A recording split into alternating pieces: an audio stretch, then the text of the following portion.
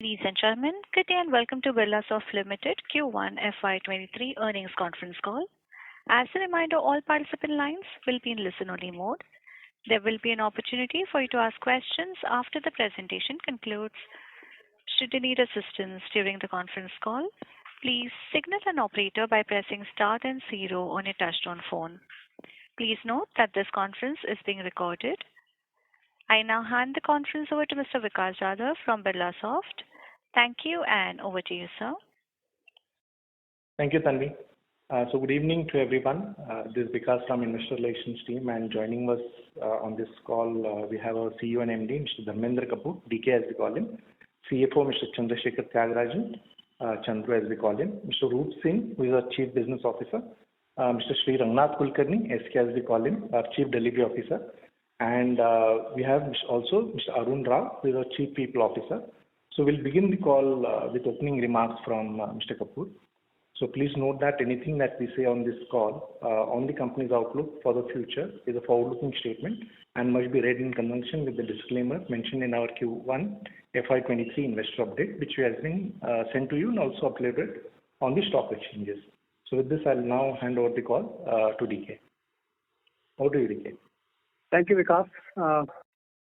Good evening and welcome to Birlasoft's first quarter financial year 22-23 earnings call.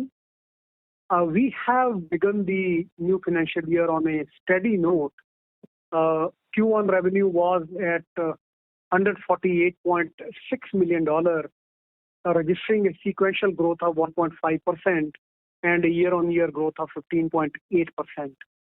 Sequential growth in constant currency terms was at 2.3% and year-on-year constant currency growth was at 17.7% for quarter one.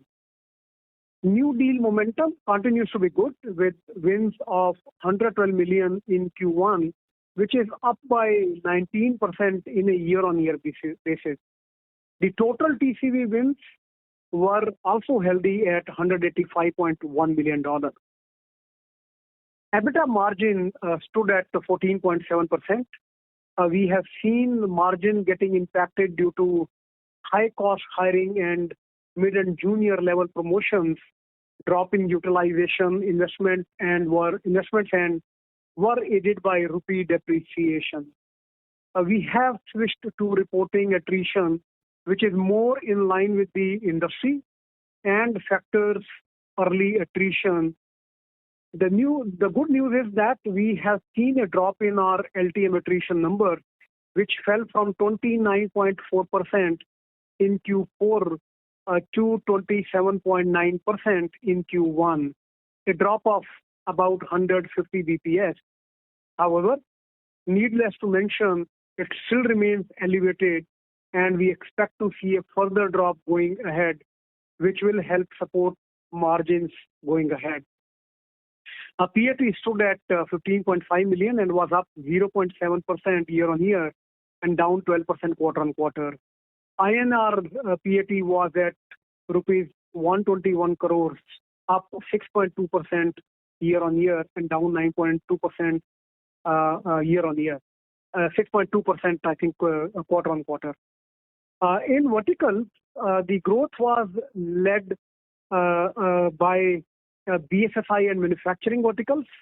BFSI saw a growth of 5.1% quarter-on-quarter and 17.9% year-on-year, while manufacturing was up 2.8% quarter-on-quarter and 22.4% year-on-year. Horizontal growth was led by business and technology transformation services, which saw a growth of 7.4% quarter-on-quarter and 20.7% year-on-year.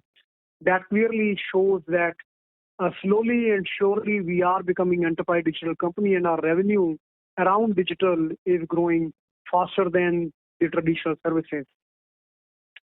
Growth continues to be driven by larger accounts with top 5, top 10 and top 20 customers growing at 16.5% and 22.7% quarter-on-quarter and 21% on a year-on-year basis respectively. Our year-on-year customer count of 5 million plus revenue improved by 3 and that of 1 million plus improved by 5. Active customer count remains steady at 300.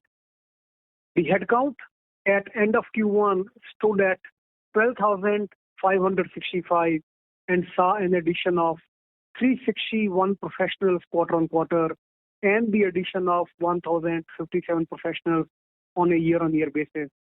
We have hired the 280 freshers in Q1 and plan to hire 500 freshers in Q2. Birlasoft continues to get various recognitions. It was named again as a top 15 sourcing standout by RHG and among the leading providers in the booming 15 category globally, as well as for the Americas region based on annual contract value won over the last 12 months. This is the 9th consecutive time that Birlasoft has been featured across named categories by ISG. During the quarter, Birlasoft adopted the Rise with SAP to transform its global landscape on the cloud. With enterprises adopting a cloud-first strategy, this move will enable Birlasoft to accelerate their clients' transformation journey substantially. Most of the clients today are already looking at modernizing their ERPs, especially SAP, and SAP on Rise is definitely a promising one. And we are very happy that we are the first few who have moved to a Rise. And I think that will help us go and take those opportunities in the market very, very confidently. In conclusion, I would reiterate that the IT demand outlook over the next 3 years looks healthy, despite some of the recession challenges. However, opportunities are multifold, especially in digital and cloud ecosystem, which augurs well for Birlasoft. We continue to remain optimistic and are well positioned on capitalizing the growth opportunities. With this, I would like to open the floor for questions. Thank you very much. We will now begin the question and answer session. Anyone who wishes to ask a question may press star and 1 on their touchtone telephone. If you wish to remove yourself from the question queue, you may press star and 2. Participants are requested to use handsets while asking a question. Ladies and gentlemen, to ask a question, you may enter star and 1. We will wait for a moment while the question queue assembles. The first question is from the line of Sandeep Shah from Equirus Securities. Please go ahead. Yeah, hi. Thanks for the opportunity. DK, I think the Q4 results has come late on 24th of May. And during that day, we were bullish both in terms of near-term growth as well as for FY 2023 kind of a growth. We were also expecting utilization to remain more or less stable. On all these counts, looking at the 1Q results, again being soft, where are we going wrong in terms of execution and even predicting the near-term earnings visibility or predictability? Yeah, thank you, Sandeep.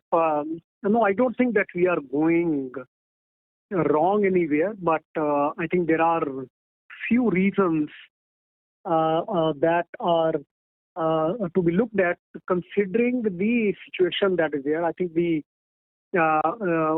first big reason was that there is a delayed start on a couple of engagements that we have won in the previous quarter. It is not part of the wins that we have there because one of the wins actually is part of the the wins that we have shown as part of $85 million. But the client wanted to start in the Q1, but they delayed it because they are into a merger situation and they decided to delay it by a quarter. Okay, so that revenue that we thought earlier would start flowing in, it did not come. Similarly, there is another deal that we have won, but there again it was a delayed start where client wanted to wait for some time and they did not want to go for that in the Q1.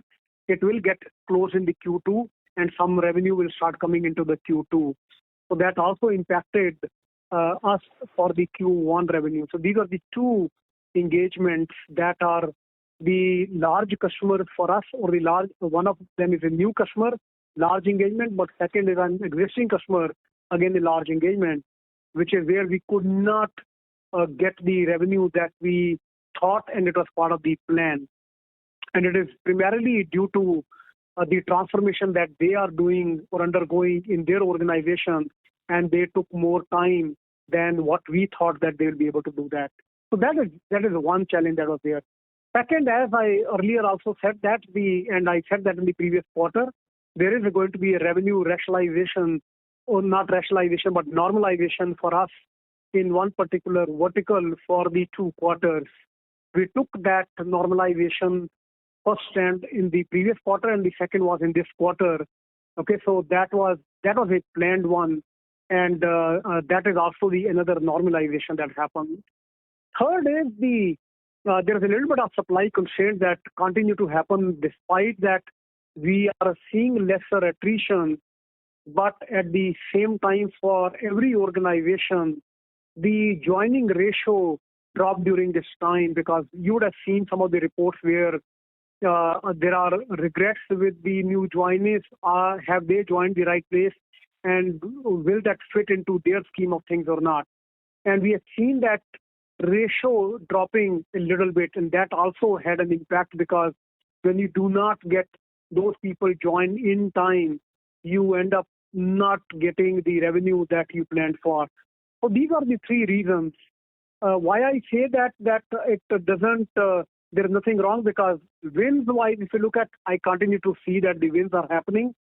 I continue to see that the clients who planned for the program, they continue to come and sign the contract with us. So there is no slowdown as of now. While I know that we continue to hear the constraints or continue to hear the recession fear, and that probably is becoming more and more as the time passes. But I believe that it will be more clearer in the Q3 for us. But the projects that we are doing today are happening, except that in a couple of cases where the delay is there, but the delay is not for the recession reason. It is actually for their own transformation program of integration post-merger that has given them a little bit of delay in starting those projects. Yeah, DK, thanks for this.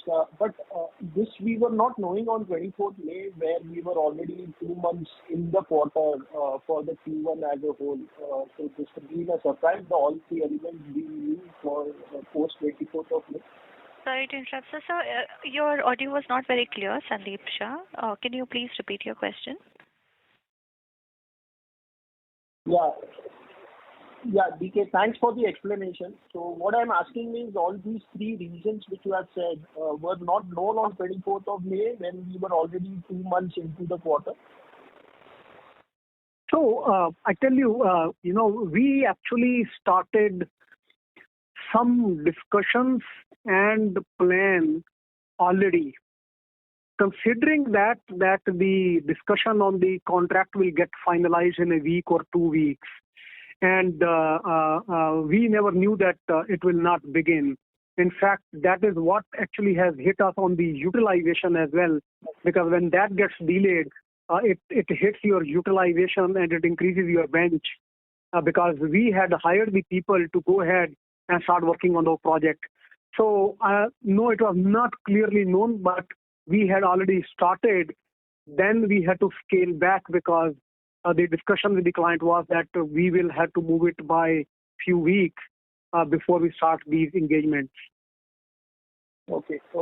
And DK, can you update about your FY23 outlook? Last time you shared both on... So, DK, yeah.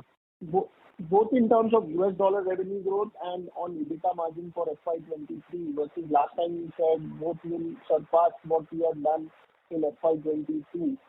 Because even to achieve a 15% growth in US dollar terms, we have to do 4.8% compounded Q1Q growth rate in the next 3 quarters, which looks stretched at point. And then I have a follow-up question for Mr. Chandru just on the BSE. Yeah. No, I think we are continuing with the goals that we took in the beginning, of the financial year. So there is no change in our internal plans that are there for the growth perspective. We have not changed anything, and we continue to push aggressively on how do we go and meet the objectives and the goals that we set for ourselves. So right now we are not scaling down anything from the goals perspective. On the margin side also, if we look at, while there are going to be more headwinds during the quarter two, as you know that we will have to give the increments, but there are some of the levers that we are already working on so that we remain at least flat or do a little better than what we have done in this quarter one. So that's the plan that we do. It is a steep improvement that we want to bring in. There is a huge amount of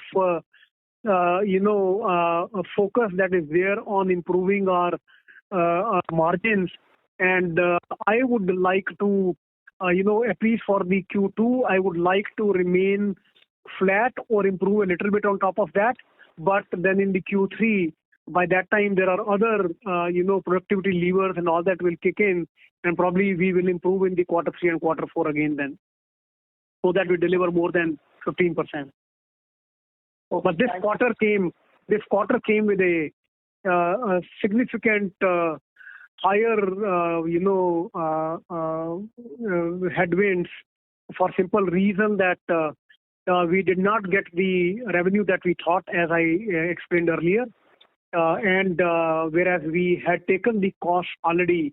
So that was a little bit of a disappointment in the delays that we saw, but we are not seeing this with the other clients. So it is not widespread. It is only focused in 1 or 2 clients only. Okay. And just last question to Mr. Chandru. Just on the DSO, if I look at the absolute increase in US dollar sales is $3.3 million, while your debtor increase is as big as $7 to $7.3 million, and including unbilled, the total increase is $11.3 million. And we have reported a flat DSO on a Q1Q. So I'm still confused how this calculation is arrived at. Yeah, so Sandeep, firstly, the DSO is billed DSO. So to that extent, the calculation is correct, because DSO is obviously a function of the rolling 3 months, the debtors as a function of the rolling 3 months revenue, right? So the DSO number is correct. To your question on the absolute increase in DSO, there are 2 parts to it. One is, of course, for the forex translation difference costs about 45% of the increase, right? And the balance of 5% was the real increase in the absolute number of receivable, the billed receivables coming from the increased revenue that we've seen over the past 2 quarters. So in essence, therefore, the DSO number of 58 is in relation to the receivables as a function of the average revenue. Now, our unbilled also in real terms have gone up, but if you look at it as a percentage of revenue, they're still staying flat, on a quarter-on-quarter basis. So these are 2 metrics that we watch fairly closely. Let me also tell you that there were 2 clients that delayed payment. The payment actually came on the 2nd of July versus the last week of June. That could have actually reduced my DSO from 58 down to 55, but it does happen sometimes, right? Okay. I will come in a follow-up. Thanks. Thank you. The next question is from the line of Shraddha from AMSEC. Please go ahead. Yeah, hi. DK, couple of questions. First, if I look at your other expenses, that has seen a significant increase of 10%. So what has gone in the other expenses line item? Shraddha, I will take this question. Chandru here. So the other expenses have a couple of components, right? So one is the contractor payouts that still accounts for a big portion of the other expenses. While we've seen a marginal reduction in subcontractors because we've started to replace them with regular employees, we still have to accelerate that pace as we are able to get more people more regular resources deployed against subcontractors, both on-site and offshore, primarily on-site. So that is one area. Two, also as part of our part of our growth strategy, we continue to as part of our growth strategy, we continue to invest in newer areas. One of the things is around hiring talent, hiring capability. Some of that, the cost of hiring goes into the other expenses, while the resources themselves are part of the part of the salary expenses. The cost of hiring goes into other expenses, and we continue to look at the cost of hiring, staying where it is. While we spoke about reduced attrition, we are also ramping up for additional growth in the coming quarters, right? Like DK spoke about. So that gets accounted for. And the third item that gets accounted for here is that we have engaged third parties to work with us on our $1 billion strategy, and that's also a set of costs that we've been incurring for our growth as we spoke about the investments that we continue to do. So that's the third item. Would it be possible, sir, to call out the one-off expense in this quarter, the consultant charges that is paid, which will probably not get repeated in the next quarter? Shraddha, there are some ongoing costs that will come for the next 3 to 4 quarters. So, to be honest with you, there will be some repeat costs we will incur in the second quarter as well. So, in that sense, I wouldn't call it one-off. Right. Then you mentioned that subcontractor expenses were high, but if I look at that number, it was almost 15.8% of our revenue last quarter. Is it possible to give out the percentage number for this quarter so that we know where directionally are we headed there? I will get back to you on that, Shraddha. Give me some time. And sir, related question is your other unallocated expenditure. That item remains very high at almost 10% of revenue, other unallocable expenses. So what basically goes into that line item? Yeah, I'll come back to both of these questions, Shraddha. I'll get the answers while we work through the rest of it. Okay. Sure, sir. Thanks. And sir, DK, to you, our cloud services, though we have been talking very positively on this service line, but that saw a decline in this quarter. So how do we read that? And also the deal TCV number was soft on a Q1Q basis. So both these questions if you can take up.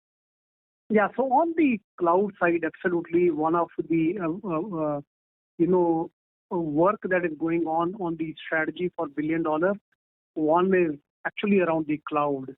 In fact, with the cloud, we are seeing significant traction.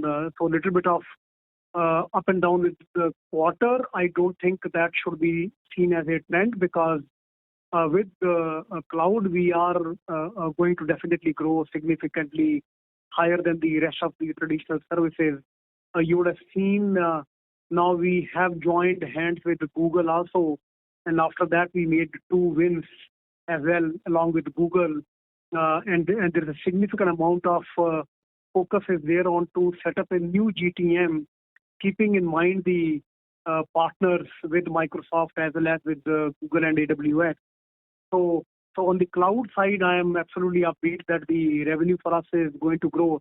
In fact, if we look at even today, we are very much at par with what we see with the industry. But being a smaller company, we see the upside potential in a big way, and we will continue to work on that. And the spend that we are doing on the strategy, actually, good part of that spend is on the direction of really increasing our revenue in the cloud and associated areas. Right. And lastly, on the deal TCV number, though on a YOY basis it's up, but we are seeing some softness on both new deals and renewals on a Q1Q basis. Correct, because it is not just cloud, because in that bucket it is a cloud plus base services. So one of the engagements that I talked about that got delayed. Okay, so we have won a large deal. That we could not finish the contracting at that point of time, and the client wanted to go through a little longer process with an advisor. Okay, so it took time. That actually was going to be in the base services, and that will be followed by cloud, but that will come later. So if that was going to be there, our percentage could have been higher in the quarter-on-quarter two case as well.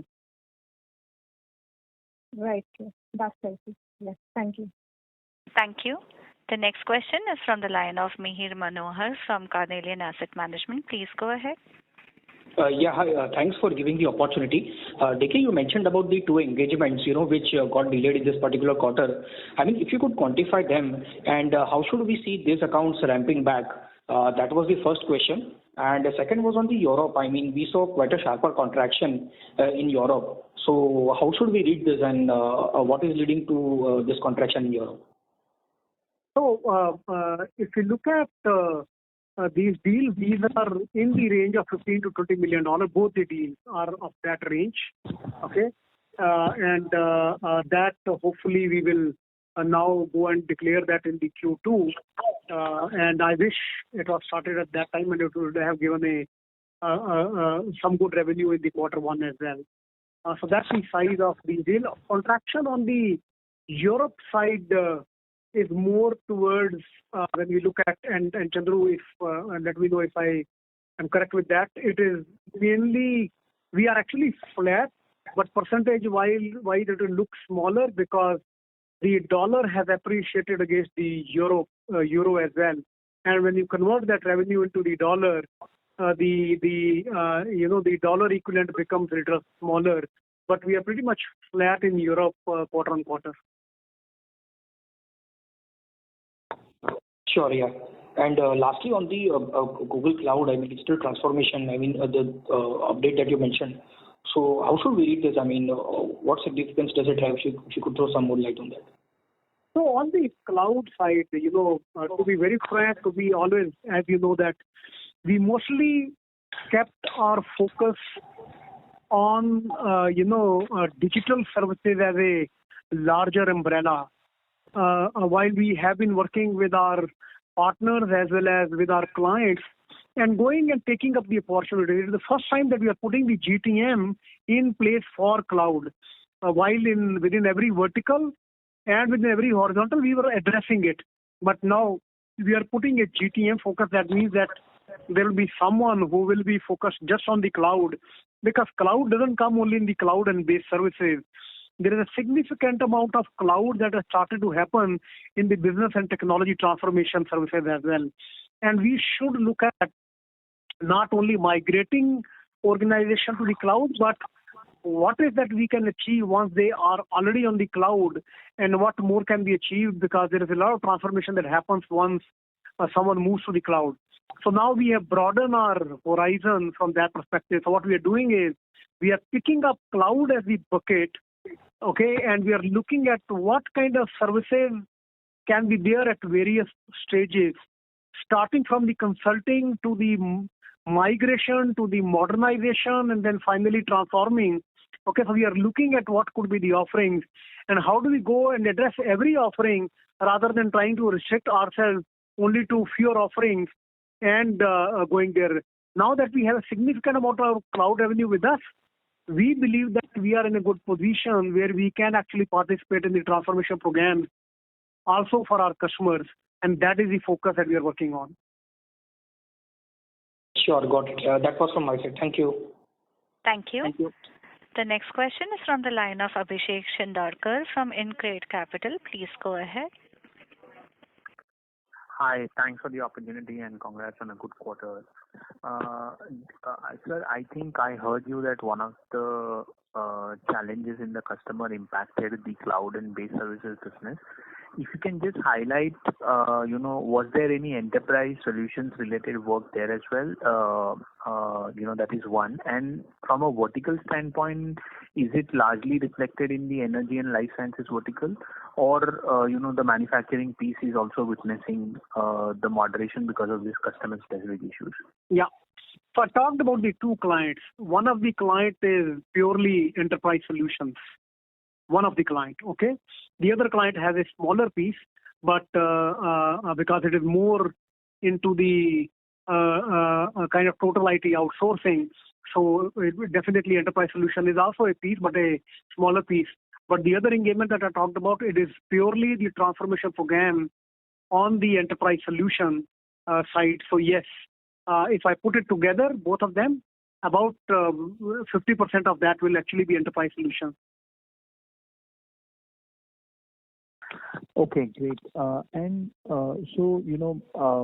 we understand in the past we've been highlighting that, the enterprise recovery which started in the H2 of fiscal 22 might continue in fiscal 23. So based on your assessment and what you saw recently, do you think that the enterprise projects that we had run a risk where, some of them may get delayed or, there could be some other instances? Any color on, that side could be really helpful. During the COVID time, yes, it was, it became a binary situation where somebody clearly said that, no, I don't think that we should take up the project.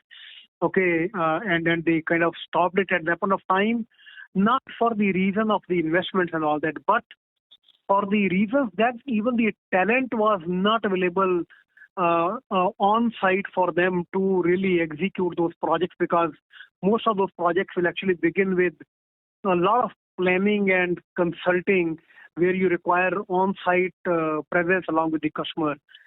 It is very different now, actually, when we look at going forward, when the discussion is on the slowdown or on the recession or something like that. Because, I always believe that there is always a blessing in disguise for IT services when we talk about the recession. But at the same time, the sentiments are sentiments, and it also have their own impact. What I believe is that one thing everybody has realized is that they need to adopt digitalization in a very stronger way and in a faster way.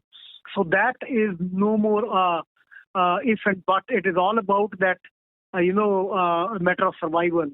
But the biggest question that all those are asking is that, will I succeed with the digitalization if I do not modernize my SAP, my Oracle, my JDE, or my other ERP or enterprise solutions below that?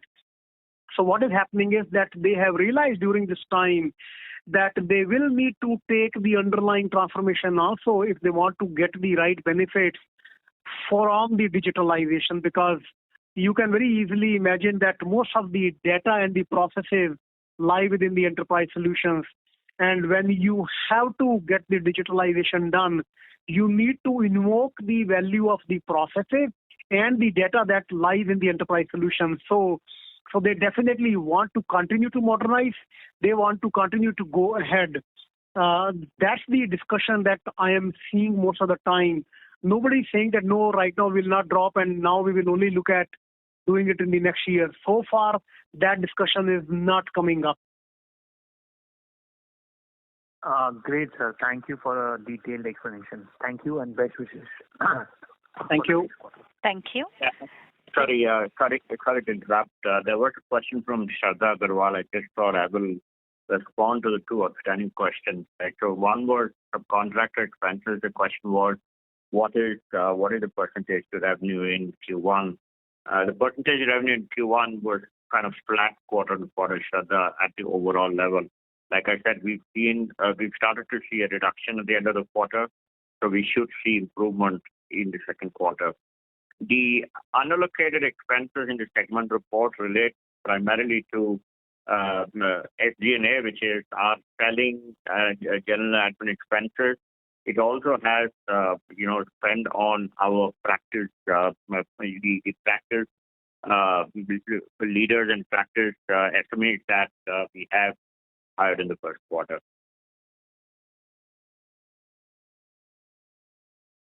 Sure, thank you, sir.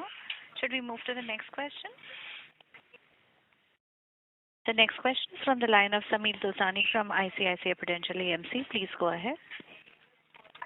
Hi, DK. Thanks for the opportunity. Just want to understand this 15 to 20 million deals in the two deals that we have signed. Want to understand how big is the tenure of these two deals? and as you said, right, this got delayed in Q1. So as of date, or mid of this quarter, have this projects actually started ramping up in your view, or how? If you can. Yeah. You're talking about the two deals, or you're talking about the overall deal wins? No, two deals that we have seen delay, Okay. in which we have experienced delay. Sure. Sorry, your voice was a little bit not clear. Hence, I asked for the repeat, but I understood. So, on the two deals, one of the deal is for about 1.5 years, 1 to 1.5 year. That's the time frame that we see. The other deal, which is total IT outsourcing, this is for the 3 years. Okay, thanks. And second is on the margins, right? We have delivered 13% EBIT margins, and Q2 would have some wage hikes where you'll probably are saying it would be flat or maybe some improvement. But to get and improve your margins on a year-on-year basis for FY23, you will have to substantially take up your margins, maybe even more than 15%, which you have delivered last year, right? So how do you think that journey will be for us? How confident are we around that number? Yeah. Also, there are squeezing one more point that we have started a quarter with 2 to 3% kind of dollar growth, CC growth, to reach up to 15 or deliver more than 15-16%, what we delivered last quarter, would need right 4 to 5% growth for next 3 quarters. So how confident are you around both these numbers? If you can just speak about that. Thanks. Yeah. So on the margin side, very clearly there are headwinds, and the headwind is about the increase that we had to give it to our employees. So that definitely is a headwind. But if I look at the planning that we have done with respect to where all we pull the levers for getting the cost saving advantage, I anticipate, okay, this is not a guidance, I anticipate that we should remain flat. Okay, that is what I look at it. I do believe that there could be few unknowns, because as you know that the last quarter also, nobody thought that there will be a drop because there is so much that is changing on the talent front, supply front, and the cost of hiring and all that, which is really making us think again and again that should I go and capture the growth, or should I really continue to look at the margin? Of course, the decisions are different at different times, but these are some of the things or the decisions or the choices that we have to continue to make. So far that I see, I believe that we want to remain flat quarter on quarter. Okay, and I think as the time passes, probably another month or so, we may have more clarity with respect to how things are unfolding. But with the current plans that we have, hopefully quarter on quarter will be flat. Now coming to the growth side and all that. Okay, as I told you that in this quarter, we had some revenue normalization that we had to do, and some delays that also happened and all that. Okay, and that tells me that I think we want to continue to really look at much better growth in the rest of the quarter, and that is what we are gunning for. We don't give the guidance, as you know, but definitely the plan is to do much better than what we have done in this quarter. But do we stay with the overall directional picture that would be able to deliver better growth than FY22 and better margins than FY22? So my view will be it will be in the ballpark. Okay, that is what I see. But a lot, I think, which is being talked about, you would have seen, in the industry wide, there is a lot of talk about that. And there are different views about the recession. There are different views about the budgets that clients are going to come up, and the adoption of the technology that they want to go for. Okay, so So everybody is coming up with those kind of plans. My view would be that how do we do same or little better than what we did in the previous year? Right. No, that's fair. We can't control the macros that Correct. that are evolving. Fair enough. Also, we have spoken about a lot around that how recession or downturn would be much better for IT as a sector. But can you throw some light that because what happens is the scale players benefit more than but obviously times have changed in the last 2 years. So can you throw some lights around the capabilities that we would have built that will help us actually take the benefit of the downturn like the scale players do usually? Can you just throw some lights around that? Thanks. Yeah. So I don't think capability in addressing the opportunities is an issue. Okay, I don't think that is an issue, but we need to look at from the ecosystem perspective. For example, one of the major focus that we have right now is that how do we improve the talent supply chain? For example, we focus on the talent acquisition for a very long time, but with the twist that is there with the talent availability and the resignations or the attrition, and also this work from home, somehow these 6 to 9 months had been a perfect storm. Okay, that nobody wanted to really see in their lifetime, but then it always happens. That we get to see unexpected in the market. So when that period is going on, we have looked at one thing, that what if that now the recession is there, and when we come out of the recession, we get into similar situation again at that point of time. Okay, let us assume the recession is there, and from quarter 3, quarter 4, quarter 5, for a couple of quarters, we see the slowdown, and it impacts everybody. But when we are coming out of the recession, we should not be saying sorry to ourselves at that point of time, that we should have anticipated the higher growth or steep growth at that point of time. So it is not about getting ready only for this and next quarter. It is also about getting ready 6 or 7 quarters down the line, that if there is again a steep demand that we encounter, we should be able to manage the talent supply chain in a much, much better way. And that's the reason our intake on freshers is much higher. Our intake on the juniors is very higher. We are spending money on the learning and development. Okay, we are spending money on various other initiatives so that we are able to address this better if we confront the situation, let's say 3, 4 quarters down the line again. It is a more long-term solution. I did talk about in the previous meetings also that we need to work on the longer-term solution. Okay, so even if we have to sacrifice a little bit of my margin now so that I get much better benefit in the future, we should do that, because that would be the right approach in order for us to have a predictable revenue and margin. Right, DK. It will actually help us scale up. Thanks. I think one question got unanswered was, are those 2 contracts which were delayed has started ramping up as we speak, or is it yet to actually ramp start for us? For that, we already did the ramp up actually. It is only that now we need to deploy and work on those, because and the work on one of them is already actually started and all that. So that we did the deployment in the previous quarter itself. Okay. It is just that it did not start, and it ended up hitting our utilization and the margin, and of course the revenue as well. So one contract started at the end of Q1, and second is yet to start. That's right. Yeah. Good luck to your team, DK. Thanks. Thank you very much. Thank you.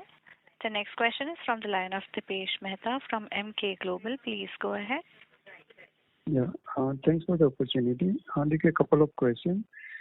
Starting with the deal pipeline, if you can help us understand how the deal pipeline is shaping up. I think earlier you used to give some number. So if you can provide deal pipeline number at the end of Q1 and give some comparable number, maybe QOQ, YY, whichever way you are comfortable with. Second question is about the revenue normalization, which you earlier alluded, which partly explained weakness in Q1. Can you provide some more detail on it? What you mean by revenue normalization and which vertical is largely you refer to, whether a life science is what you are referring to, and how you expect it to evolve over next few quarters? Yeah. Third question is about the Microsoft relationship. I think earlier, a couple of quarters back, you indicated 100 million aspiration by FY24.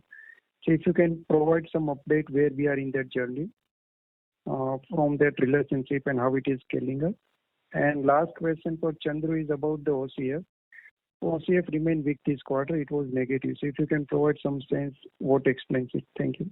Sorry, what do you... Operating cash flow. Operating cash flow, Okay. So let me go one by one. On the deal pipeline, if we look at our pipeline, and that's for the sales pipeline that we continue to pursue with our customers, it actually moved up significantly. We, at the end of the financial year, previous financial, we were at about $1.2 million. We are touching already $1.7 million. Yeah.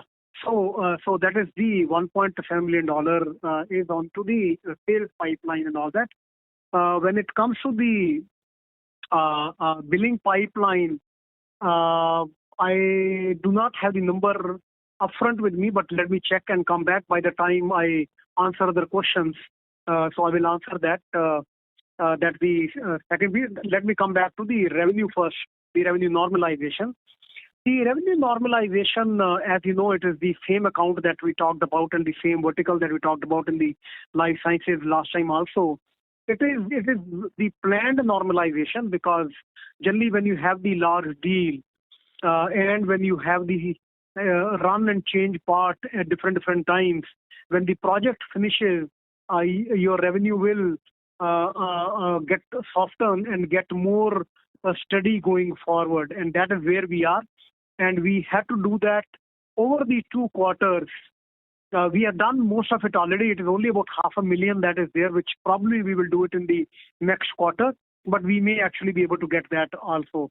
Okay, so but we were supposed to do that over 2 quarters, which finishes with the quarter 1, most of it. So that was the revenue normalization. The third is onto the Microsoft. So Microsoft, we continue to do very well. In fact, now we have started getting revenue from Microsoft as a customer as well. Okay, so that is a good change that has happened in the last 3-4 months, where now we are not only discussing going to market with the offerings that are the Microsoft offering, but also going to Microsoft and delivering services to them.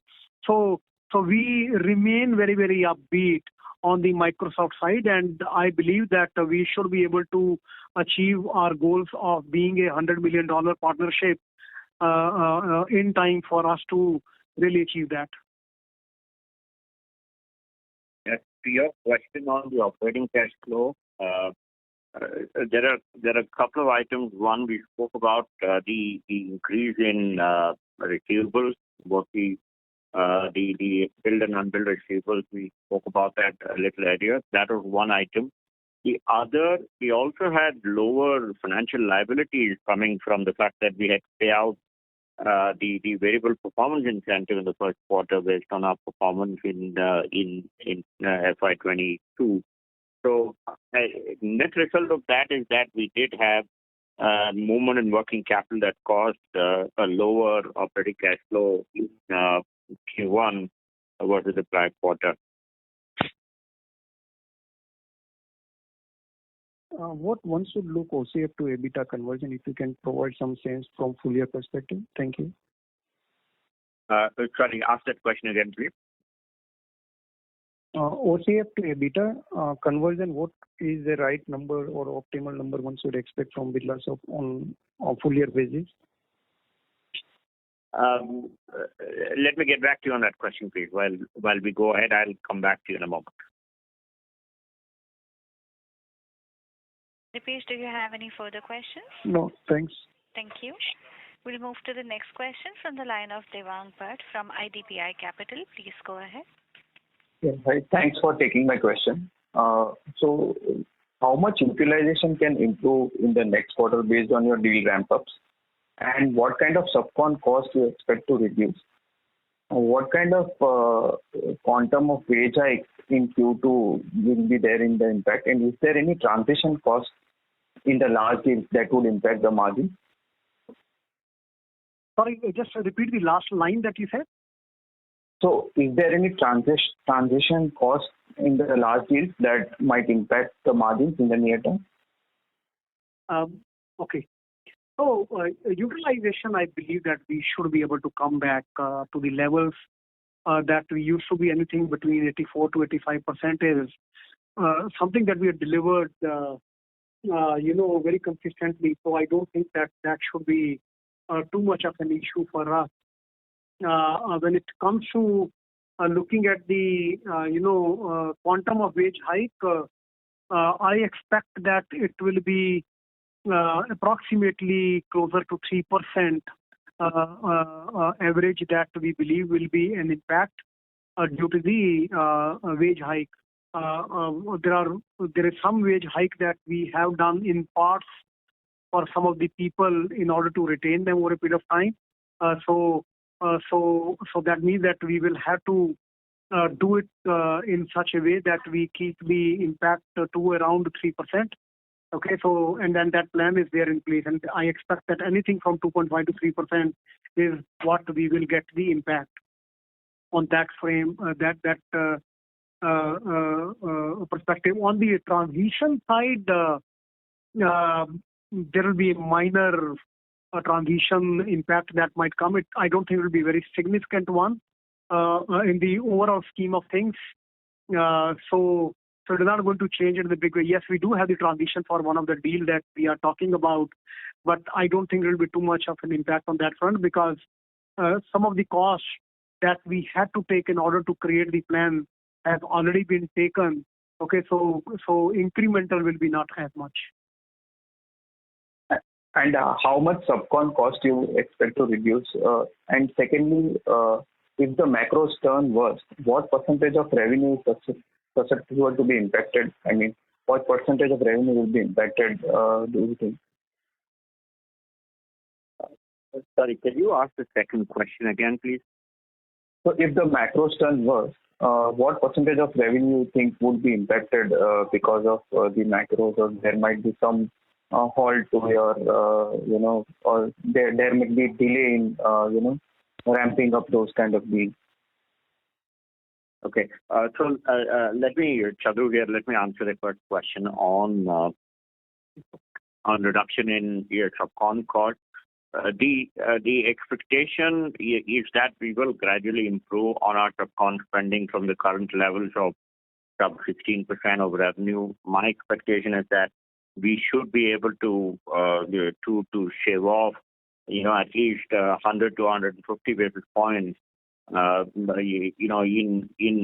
Q2 and Q3, right? Maybe Q3 will be a little less than Q2, but we should be able to shave off, 150 basis points over the next quarter or so. Yeah, but one additional point that I will talk, which is more qualitative on the subcontractor side, is that traditionally we have always seen subcontractor to be very cost-consuming and all that. But with this whole flip on the cost increasing across the board for on-site and offshore people, many times we are seeing that the subcontractors are now either at par, and in some of the cases it is also lower because it is quicker to get them on project and off the project. Whereas with the employees, there is always a bench time that comes into the play. So I believe that over a period of time, I don't think that right now is at the right time to really change the way we look at the subcontractor, but over a period of time, probably we will have to look at subcontractor in a way where we do the planning in such a way that it is a quick onboarding and offboarding, so that both the directions, when you end up losing the utilization when somebody is on board as an employee, you can actually save on that money. At the same time, this work from home is going to lead more and more people opting for the subcontractor. So we need to really improve our process, the way we manage that, and reduce the cost rather than just looking at the count of the subcontractors. So from that perspective also we are working on. So this is being looked at with a new lens, and I think it is very, very important that we look at with a new light actually. But we'll continue to come back as it is something that is emerging now, new reality for the business, and we may have to decide our benchmarks going forward accordingly. Thank you. Devang, do you have any further questions? Yeah, just the macro part, that what percentage of revenue can be impacted if the macro turns worse? I'm sorry, I didn't catch the question. Is what percentage of revenue drop do we expect if the macros turn worse? I tell you, it is very difficult to say that. I hope that it doesn't turn for the worse, okay? But it is very difficult because, people talk about different range, and everybody has a theory, that how wrong it can go. In my opinion, there is not going to be one yardstick through which you can define, because it will be different for different industries. It will be different for different geos. It will be different for different companies within the same industries also. So it is very difficult to, right now say how much it will be the impact on us. We hope not.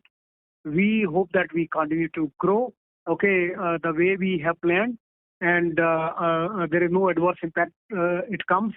But we are preparing ourselves for that for only one reason, keeping in mind that how can we reduce the impact on the margins in case that happens.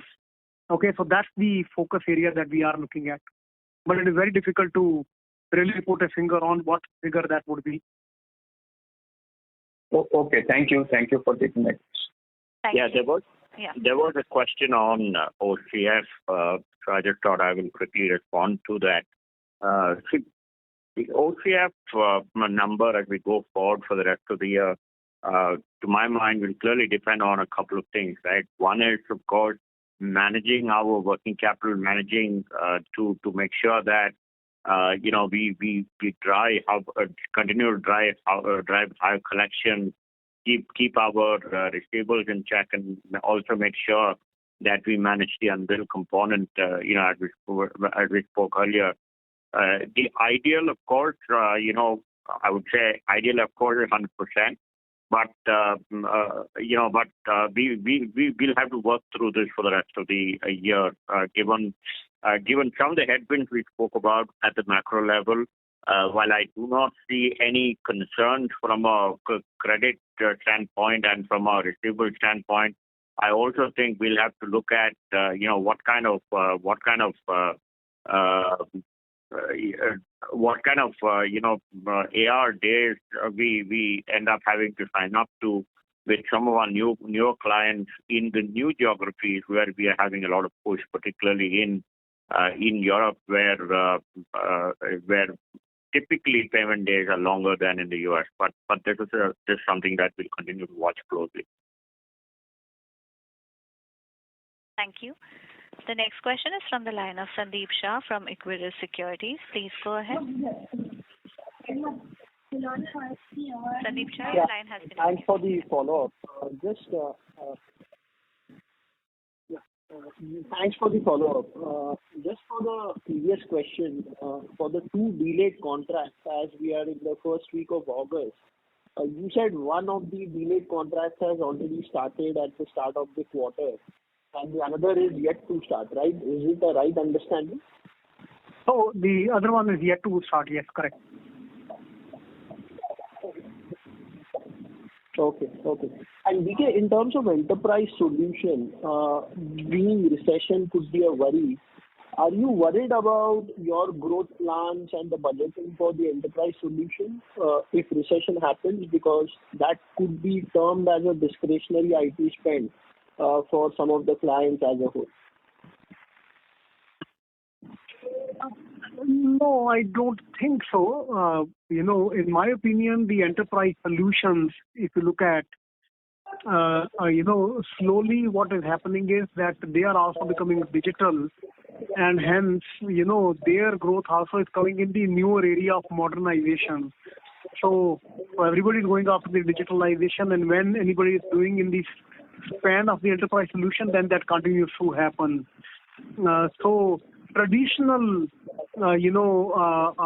solutions and all that, yes, it will be lesser growth overall because that will happen. But the newer area within the enterprise solutions, they are growing as good as, digital, though the quantum may be much lesser than the overall digital pie that is there around us. Okay, and it also depends upon how and where you count the revenue. So I don't think that there should be too much of an issue. But on the traditional side, slowdown will always have an impact.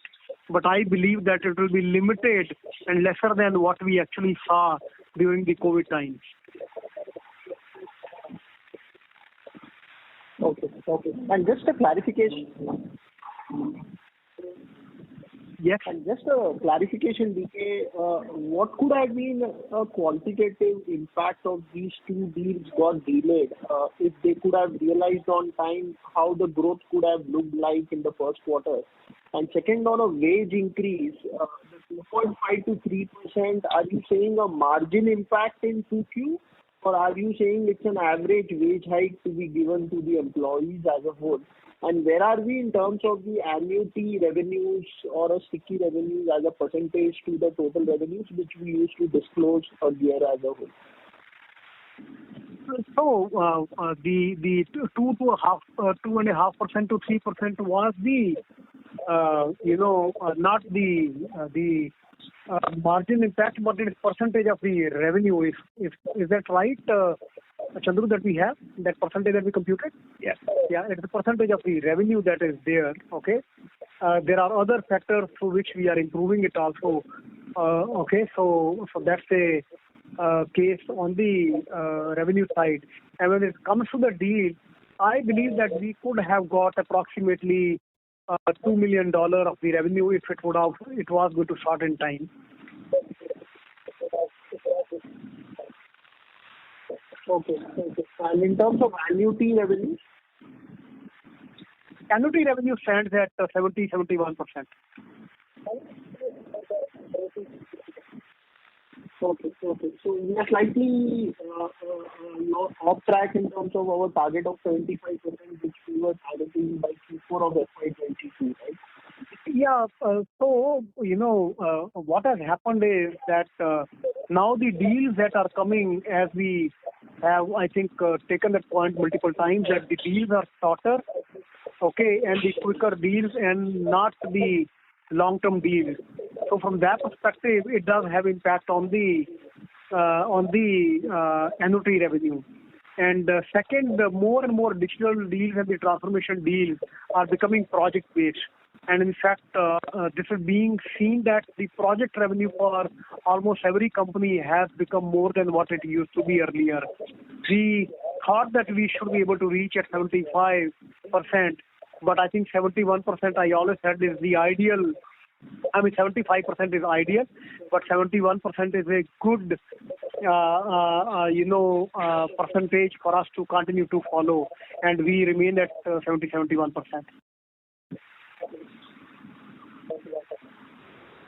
Okay. Thanks and all the best. Thank you. The next question is from the line of Mihir Manohar from Carnelian Asset Management. Please go ahead. Yeah, hi. Thanks for giving the follow-up. Diki, in between the remarks, you mentioned about, you have started providing services to Microsoft as a customer, and you are aspiring of roughly $100 million kind of a partnership here. Is this $100 million number include the earlier cloud Microsoft revenue that we were aspiring? Because that target was also $100 million. So are both of them similar or different? And also wanted to understand it's different. 100 million is our revenue for that practice.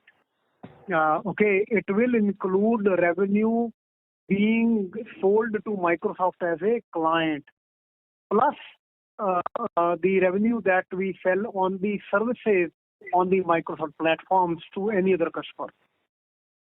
It includes everything, yeah. Sure. So this $100 million number includes the Microsoft Cloud plus Microsoft as a customer. That's right, yeah. Yeah, sure. Okay. And just on the services side, I mean, what kind of services are we giving to Microsoft? Just any understanding on that?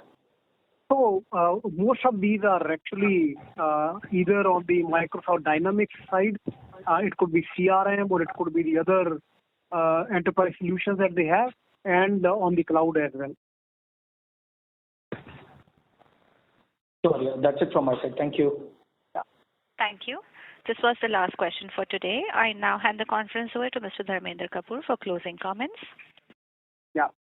No, thank you very much, everyone, for your